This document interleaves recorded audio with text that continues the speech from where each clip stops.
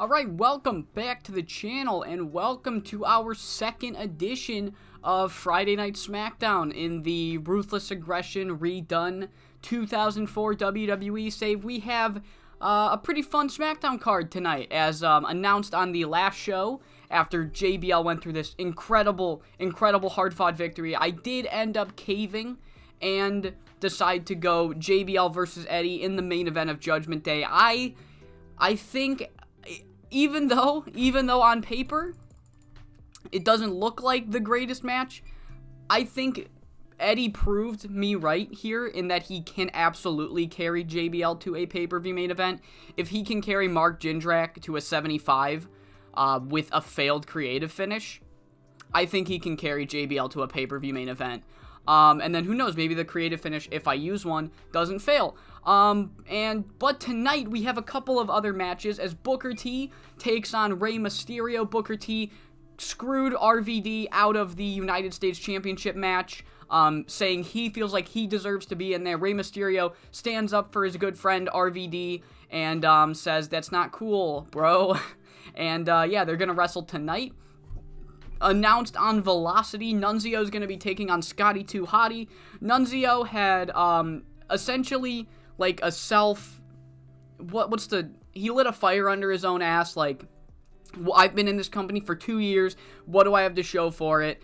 I'm going to start getting my shit together, and it's going to start with winning the tag titles alongside Johnny Stamboli, and then announced on Velocity, he will be taking on Scotty 2 Hottie tonight. And then we do have two segments that I forgot to pre-book, but tonight we have the Cruiserweight Championship match opening the show, or it's going to be our opening contest, as someone else is opening the show. Our opening contest will be Ultimo Dragon versus Chavo Guerrero for the Cruiserweight Championship. Jamie Noble took the defeat against Ultimo in the Cruiserweight match on the last show. Best match on the show, holy fuck, the Cruiserweight division's back. And Ultimo will get a shot against Chavo for the title tonight, but also Stone Cold Steve Austin made his return to SmackDown, to WWE, and says he will make an appearance on the show tonight, and he has a huge announcement. So that's actually what we're gonna open the show with. We kick off the show with Stone Cold Steve Austin, 92 rated promo. He does some, crowd work, and he's like, all right, enough of the bullshit. Texas Rattlesnake's back.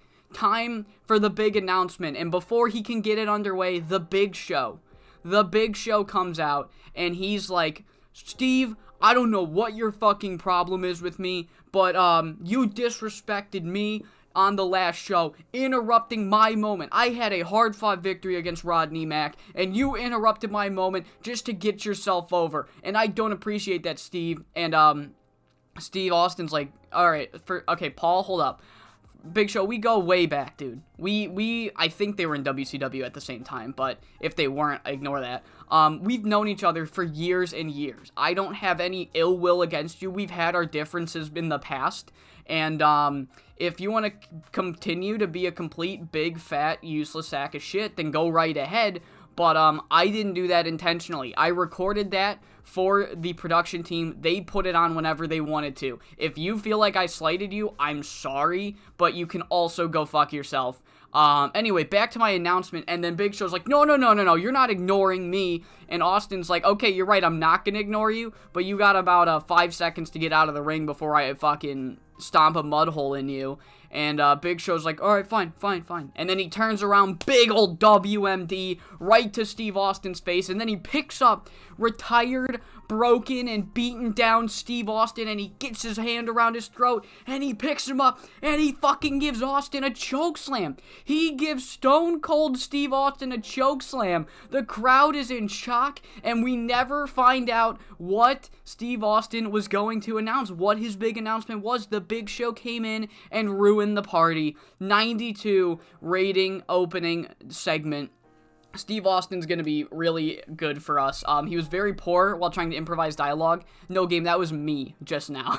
No, I don't believe that. Off nights, I don't know, whatever. But, yeah, our opening contest is the Cruiserweight Championship match that can't even get underway because as Ultimo Dragon is making his entrance, he is jumped by Chavo Guerrero and Jamie Noble, who jump him and lay him out. Jamie Noble clearly still mad that he didn't win the match and has been recruited by Chavo Guerrero to jump Ultimo Dragon here. They crush his arm with the steel steps, and the referee says, I can't, this match cannot go underway. Ultimo Dragon is in no condition to compete, and the fans are pissed. They're like, fuck, man, this Ultimo Dragon dude, he was awesome. Him and Jamie Noble had a great match last week, and now we don't get to see it. So Chavo gets out of his Cruiserweight Championship match by jumping Ultimo Dragon. He protested the idea that he had to defend the title, and I guess he doesn't have to do it. Big Show is walking down backstage when he is stopped by Kurt Angle and JBL, and Angle says, Big Show. First off, buddy, gotta say, huge fan, and Show's like, what do you want, boss? And Angle's like, well, you called me boss. Look, I've got a bit of a pest problem. I'm sure you've noticed. My world champion's a piece of shit, and I hate him. And I'm trying to get Mr. JBL the world championship. I feel like somebody with his stature should be the world champion. And I noticed your incredible aggression against Steve Austin. First off, Steve Austin, I also hate the guy. He always just tried to make everything about himself at the expense of other people. So I completely get where you're coming from. And I just want to know, I want you to know, do you want to be the world champion? And Big Show's like, yeah. And Angle's like, okay, perfect. I'll give you a world championship match, but you gotta do something for me. I really like your aggression, and I think somebody like you could take on The Undertaker and Eddie Guerrero. I'll put you in a tag match in tonight's main event with JBL here, and if you can win the match, if your team wins the match, the next week, main event of SmackDown, you'll get a world championship match, and then you can go to the pay-per-view, and we can have an actual fucking pay-per-view main event. We can have a quality pay-per-view main event without Eddie Guerrero. It'll be Big Show, JBL, it'll be amazing. What do you say? And Big Show says, yeah, sure, absolutely, yeah. 77, and that's going to be the main event. Undertaker and Eddie Guerrero are teaming up to take on the Big Show and JBL. Our actual opening contest sees the Dudley Boys take on Kai Dai. Match goes 8 minutes and 13 seconds. Bubba Ray Dudley hits a KO with the 3D. This was a car crash match. Sakota was the weak link. What a shame. The fucking creative finish was a success. Beautiful. I had a decent bit of creative finishes that were like... So, my personal strategy for this game is, for TV shows, at the booking team meeting, I just click on creative finish until I get one that's, likely to succeed or better. Anything short of that, I just don't put it in the main event. But it gives me a lot of these finishes that are like bit of a gamble, big gamble. So I've got 2 different matches that have a bit of a gamble creative finish. So hopefully they both do well. But yeah, Dudley Boys get the victory, and then after the match, Tony Chimmel comes out again in his fucking neck brace and back brace. He has both of them on. And he says, Bubba, Devon, I gave you a chance. I warned you. I gave you a chance. This could have been you. Just remember, this could have been you.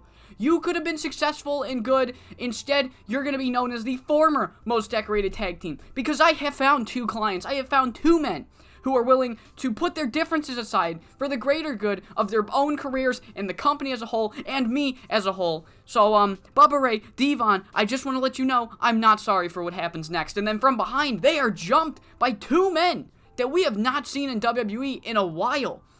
Perry Saturn and Rick Steiner. Perry Saturn and Rick Steiner return to the company, apparently managed by Tony Chimmel here, and take out the Dudley Boys on the request of Tony Chimmel. And yeah, Perry Saturn and Rick Steiner are back.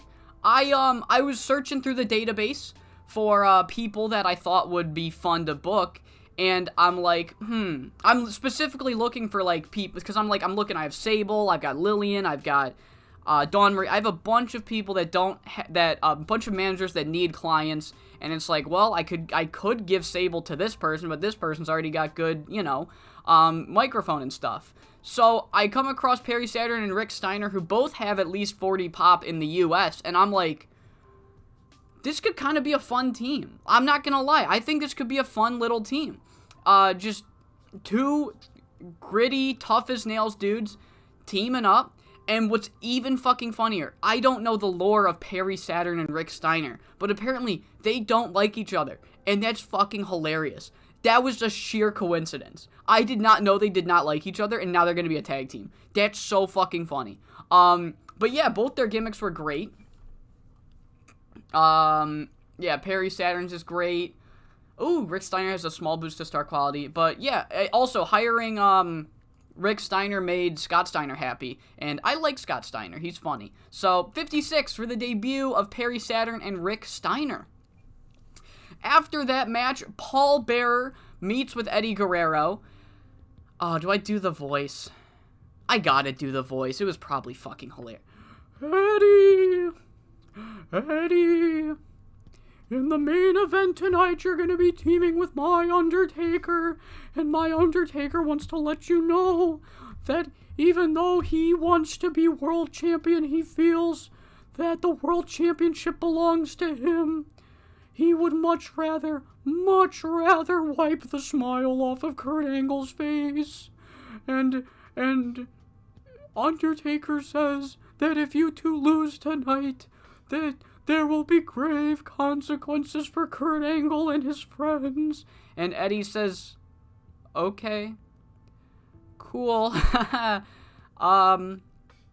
Good to know.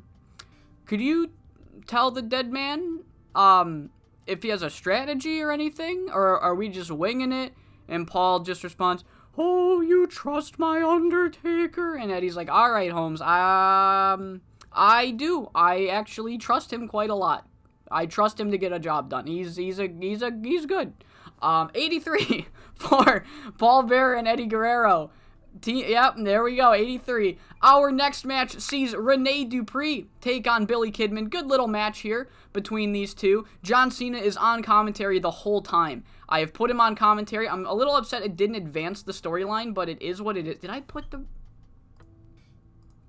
I guess putting them on commentary doesn't advance storyline. Oh, well.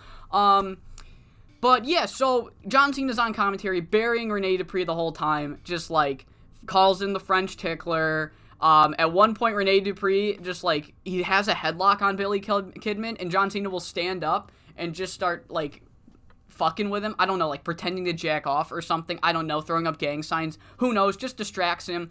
Really tries to fuck with him. But Rene Dupree does get the victory in 7 minutes and 9 seconds with the Dupree driver, and he grabs a microphone and points and turns right to John Cena and just says, Cena, you can try all these petty shenanigans you want. You can take me unseriously all you want. But the matter of the fact is, at Judgment Day, I have a United States Championship match. Whether you think I'm going to beat you or not is irrelevant, because I beat Rob Van Dam. I've beaten Billy Kidman. You need to start taking me seriously. And if you fail to do that, I'm going to make you take me seriously, John Cena. I'm sick of your bullshit. I'm sick of everything you stand for.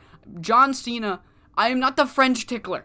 The French tickler is not that's stupid. I'm not the French tickler. I'm the French phenom. And at the pay-per-view, you are going to be tickling nobody. I'm going to be tickling your champion. I'm going to be shut up, John Cena. You got to take me seriously. 75 for the French tickler. Good promo from him. We get a backstage angle as Kurt Angle has called Chavo and Jamie Noble into his office, and he straight up just tells him, hey, Chavo, Jamie, got some bad news for you too. I just got word from the board of directors up front, up at HQ in Stamford, that next week, since you failed to give Ultimo Dragon a Cruiserweight title match, you are gonna face him and his, like, friend or something. I don't really know. I wasn't fully paying attention. Apparently Ultimo messaged the board of directors and just was like, hey, I got a guy that wants to come to the company, and yeah, I want to team with him against Chavo and Jamie. And Chavo and Jamie are like, whoa, what the fuck? And then Kurt's like, oh, right, sorry, that's not all. If he wins, then he gets a pay-per-view match for the Cruiserweight title, and if that match doesn't happen, then you're stripped of the belt. So, good luck next week. I was just giving you a heads up. I'm trying to be a good GM. Am I doing a good job? And Chavo's like, yeah, Kurt, you're doing fine. Fuck. And then they walk away. So Jamie Noble and Chavo Guerrero versus Ultimo and somebody. I'm going to pre-book that now. I'm going to cut here. All right, yeah, Ultimo Dragon and somebody versus Jamie Noble and Chavo Guerrero. So, yeah, Kurt Angle. I think he's doing a good job. Give him a little props for that. Gave his employees a heads up. Our next match sees Booker T take on Rey Mysterio in a very good 72 rated match. And in the end, Booker T kind of just cheats the whole time, you know, pulling Rey's mask down so he can't see, poking him in the eyes while the ref isn't looking, just doing some really scummy Booker T type things. And the match comes to an end when Booker T, he's like taunting, he's doing the spin-a-rooney, and then Rob Van Dam comes running out, and Booker T comes running to him, he goes for a swing, and he's like, yeah, you fucking run away from me, Rob, allowing Rey Mysterio to easily dropkick Booker T in the back, sets him up perfectly for that 619 West Coast pop, 1, 2, 3. Rey Mysterio is able to beat Booker T, thanks to Rob Van Dam, who just fucked over Booker T the same way that Booker T fucked over him. So, yeah, really good performance from Rey Mysterio. Believe it or not, Rey Mysterio, very good wrestler. 72 for that. In the following segment, we have Tony Chimmel talking with Howard Finkel. Howard Finkel essentially being like, Tony Chimmel, how did you orchestrate this? And Tony's like, I've brought back Perry Saturn and Rick Steiner. They are two of the meanest, toughest, baddest, dominating motherfuckers you will ever find in the history of wrestling. And despite the fact that there were rumblings that they don't get along, they might not get along, Tony Chimmel is going to get them along. Tony Chimmel has made them squash the beef, and they're going to come and reunite and take over the tag team division, starting with those dastardly Dudley boys. Alright, Perry Saturn and Rick Steiner, they're going to be known as Total Domination, because that's what it is. All it is, all the time, anytime they're in the ring, it's going to be nothing but Total Domination. And the Dudley boys aren't going to know what hits them. And then Spike Dudley says, Tony, you're not going to know what hits you. You don't fuck with the Dudley boys like that. You don't fuck with the Dudley boys like that. You don't fuck with my brothers like that. You want to fuck with Bubba and Devon? You got to fuck with me too. And Tony, like, just looks like, okay. Do you see the guys behind me? Do you see Perry? Do you see Rick? Do you see Perry? You know what? You wanna okay, Spike. Okay, oh, I'm trembling, Spike. I'm trembling, Spike. How about this? I'm too scared to face you, Spike. How about this? You wanna come fight on behalf of Bubble Ray and Devon Dudley? Then fight Perry Saturn next week. Be a man of your word, Spike. You got this, right? And Spike's like, yeah, fine. I'll see you next week, Perry. So yeah, another match set for the go-home show. Spike Dudley and Perry Saturn are gonna go one-on-one. Fun little 50 for that promo. The following promo sees Paul Bearer and Kurt Angle, and Kurt Angle actually finds Paul Bearer backstage, and he's like, Paul, why is it so fucking hard to find the Undertaker? And Paul's just, ooh, don't get to know where the... Right, shut up, Paul. Shut up. I hear the threats, okay? I'm not stupid. I hear the threats. You are a very loud person, Bearer. You are a very, very loud person, Paul Bearer. I could hear you talking to Eddie, alright? If you think that after the Big Show and JBL mop the floor with the World Champion and the Undertaker tonight, if you think that just because, I defeated, my ego's hurt, that, there's gonna be payback. I heard, what did you say? That there's gonna be payback? Shut up, Paul, it was rhetorical. I have an insurance policy. I heard the direct threat last week. I heard the threat today. If you come after me, or Big Show, or John, or Doug Basham, or Danny Basham, you come after any of us in a threatening way, I have somebody on standby to handle the Undertaker. So, Paul Bearer, take this as a warning to you. You want to give me a warning? Let's see how well that goes for you, Paul. Fucking fuck you, Paul. And then he leaves. 75 for this Kurt Angle promo. Our next match sees Nunzio versus Scotty 2 Hottie. Decent little... Oh my god, it was a success. Holy shit, look at that. A fun little mid-card match, 65 overall rating, as the match goes 11 minutes and 52 seconds, and Scotty 2 Hotty does defeat Nunzio. Johnny Stamboli tried to get involved, but Rikishi was there to thwart the attack, and Nunzio's quest to get the tag team titles is at a standstill. He wanted to win this match and get a tag team title shot, but it did not happen. Scotty 2 Hotty was successful, and Rikishi, he tries to have a heart-to-heart with Nunzio after the match. He's like, look, Nunzio, bud, I know you feel like you're a failure or whatever your problem is, but there's no need to be doing this underhanded shit. Maybe the reason that you aren't where you want to be is because you do bullshit like this. You cheat to win all the time. I knew you guys were going to do that, and I was able to stop it. Maybe if you actually tried to apply yourself, you could become successful. And Nunzio says, fuck you. I don't want to fucking hear it. I don't want to hear it, Rikishi. This isn't over. This isn't over. I just need to come back stronger and better with a better plan, and I will be a tag team champion, alright? You just wait, Rikishi. Scotty too stupid. You will... whatever. Johnny, let's get out of here. Yeah, Nunzio not having a great time. And then we get a promo backstage. Booker T finds Rob Van Dam, and he's like, what the fuck was that, Rob? And Rob's like, what do you mean, what was that? And he's, you got involved in my match? You got involved in my match with Rey Mysterio? Was this the plan the whole time? And Rob's like, no, this wasn't planned. Rey Mysterio stood up for me, and then I did exactly what you did to me. I don't see the issue. I just...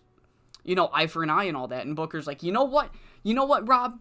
If both of us think we're going to be United States champion, if both of us want the United States championship, how about we just settle this? How about me and you at the pay-per-view, winner gets the U.S. championship? And Rey Mysterio comes in from out of frame, and he's like, Booker, buddy, guys, I hate to do this, but, I just beat you, Booker. If you guys are going to have some kind of number one contenders match, you got to have me in it. And, yeah, Rob says, that's fine with me, Booker, unless you're too scared to take us on. And Booker says, I'm not scared.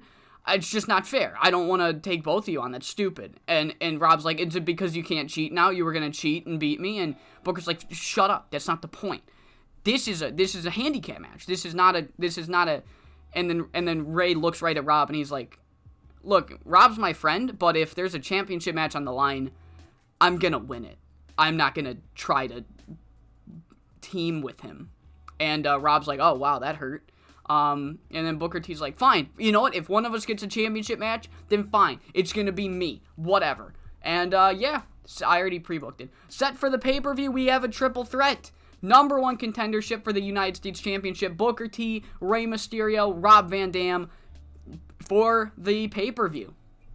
And it's time for the main event. JBL, we have a video. It's just him walking to the ring. He's looking around, and he just starts to notice, like, really weird things. Like, the lights, as he's walking to the entrance, the lights just keep getting dimmer, and they're starting to flicker. And at one point, I think he hears, like, a bird, like, ah, and it's like, what the fuck is that? And he's, like, starting to get a little freaked out.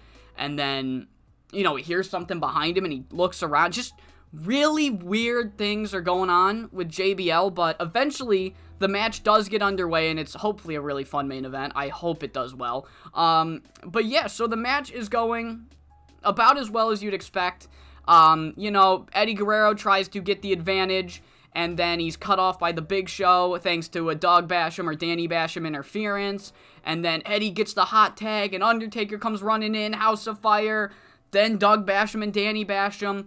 Eddie Guerrero gets put back in, and Big Show comes in, and then once again, for the final time, but this time, Danny Basham takes out Eddie Guerrero, or he takes down the Undertaker from ringside. He trips him off the apron, getting Undertaker to fully focus on Danny Basham, allowing Doug Basham to run into the ring, hit Eddie Guerrero with a low blow. Big Show picks him up for a chokeslam, and Big Show and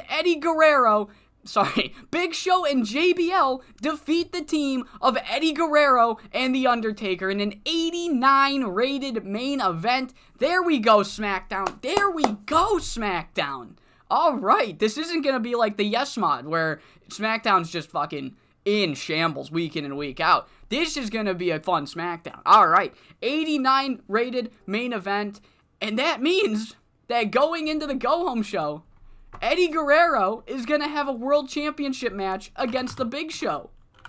In the main event of next week's show, Eddie Guerrero will have to defend his WWE Championship against the Big Show. Sorry, my dog's freaking out. Are you alright, buddy? You okay? Okay, sorry. He was making a weird noise. I wanted to make sure my buddy was okay. Yeah, good boy. Everybody comment, good boy, Theo. Good boy, TT. Alright, but yeah, Big Show gets a championship match, and the lights go out. And when they come back on, Undertaker has both Doug and Danny Basham in a choke slam, and he picks him up and slams him down. Undertaker said there would be hell to pay. He turns his attention right to JBL. He's got JBL right on the throat. Big boots, Big Show out of the ring. But then Kurt Angle's music hits, and he says, Taker, I told you, if you come after my guys unwarranted, there's gonna be hell to pay. You are gonna have to fight one of the baddest men on the planet. And then out of nowhere, Ken Shamrock makes his debut or return to the company, ambushing The Undertaker at the request of Kurt Angle. Ken Shamrock, he fucking lays out Undertaker. I mean, like, he takes him down. He puts on some really nasty things on The Undertaker. Brutal clothesline, suplexes, just some brutal stuff from Ken Shamrock. And Kurt Angle gets right up in The Undertaker's face and he says, Taker, buddy, you're a hard man to find. I would have loved to have just told you right to your face, but I really didn't feel like talking to stupid fat Paul.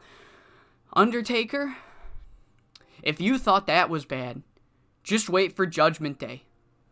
You come after my men unwarranted, one of my men, Ken Shamrock, the baddest man on the planet, the toughest man in the world, one of the greatest amateur competitors of all time. Or I guess MMA, not amateur. Best MMA competitors of all time, Ken Shamrock is going to be your opponent at Judgment Day. So I hope you did a little bit of scouting there, Deadman, because Ken Shamrock's coming for you, bitch. And there we go. Ken Shamrock versus The Undertaker, set for Judgment Day. Finish the show. Overall gets an 89. There we go. SmackDown. We are in our groove now. JBL proved that he can do a good promo.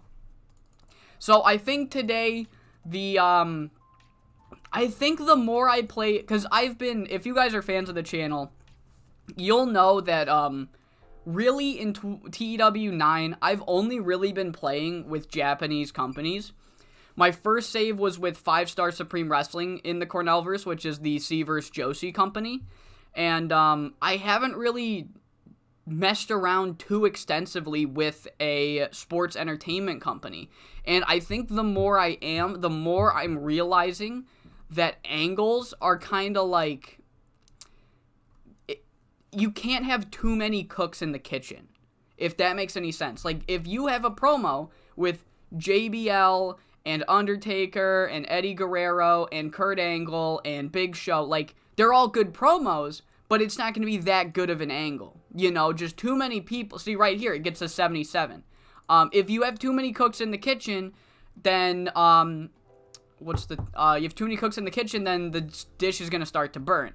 Also, the Bashams aren't helping with that. The Bashams just being there drags the angles down pretty far, which is funny. So that's going to have to, this is just going to have to be a me thing, because 2020, really, I started really getting into booking stables. And the way I would do that is I would have, like, 1 or 2 guys. Like, I'd have one guy that's either, like, really over, and I'd have one guy that's a really good promo. And then the other people that I just wanted to get over would just be with them as not rated. But since not rated is no longer an option in the angles, it's kind of a lot harder to book stables. So yeah, I'm going to have to rethink, like, a lot of my just strategies during the save, which, yeah, I'm having a lot of fun doing anyway. So with that, I hope you all enjoyed this edition of Friday Night SmackDown, and I hope you all come back for episode number 8, where we have our second B-Show recap. Heat has already been recorded. I'm going to record Velocity right now. I hope you all enjoyed, and I hope you all come to see what goes on the B-Shows.